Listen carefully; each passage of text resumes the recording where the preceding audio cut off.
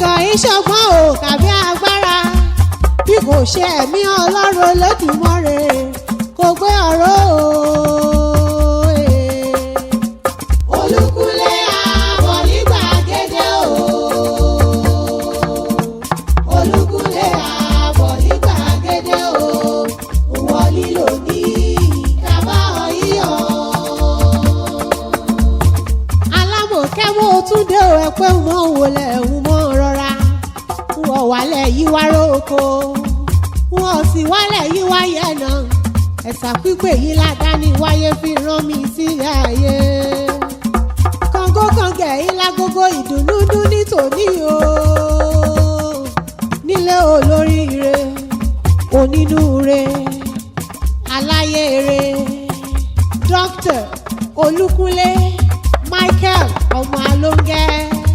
Torí òní ọjọ́ yìí kẹrìndínlógún oṣù kẹrin ọdún ní ṣàyájọ́ ọjọ́ tí a bí ológo àrà ọ̀tọ̀ sínú ayé mi. Mo ní ọmọ gbọ́ bí mo ti ń wí o olóríire.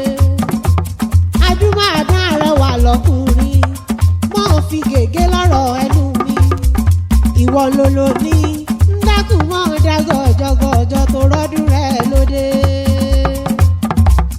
Adé orí pharmacist Adébùkọ́lá ló ń gẹ́wọ́ ni mò ń ké sí o.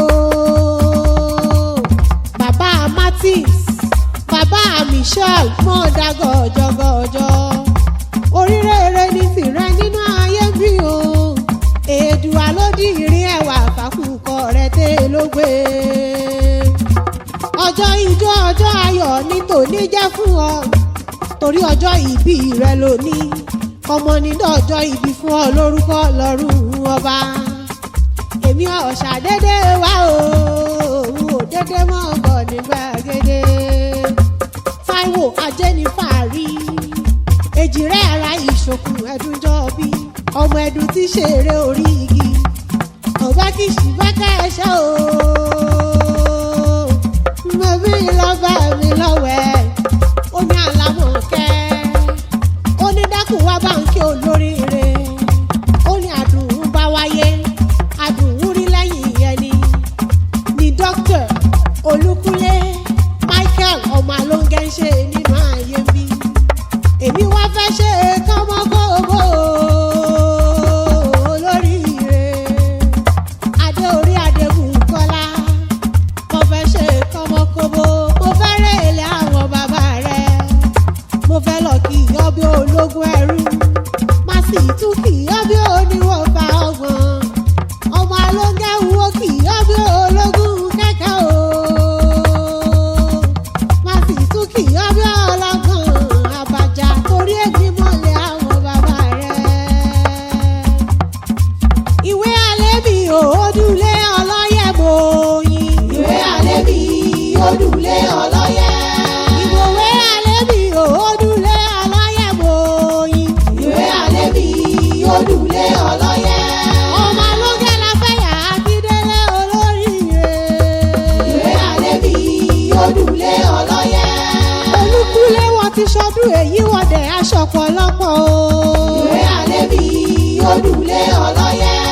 Aṣẹ́ ni lórí ilẹ̀ aṣẹ́ olórí òye lọ́dọ̀ àgbà kan àdògbò.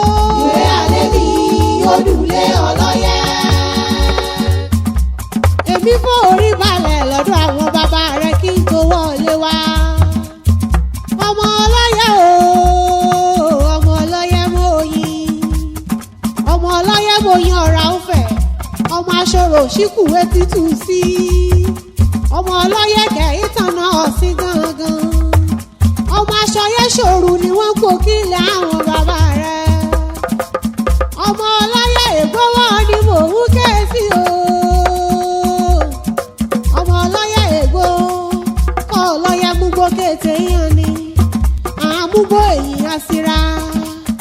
Ọlọ́yẹ̀ lẹ́pọ̀ líyọ̀ ọ́n bí ìrọ̀jẹ̀ fún. Ọmọ ọlọ́yẹ̀ ègbó. Ọmọ aṣọ́rò òṣìkù etí tù sí.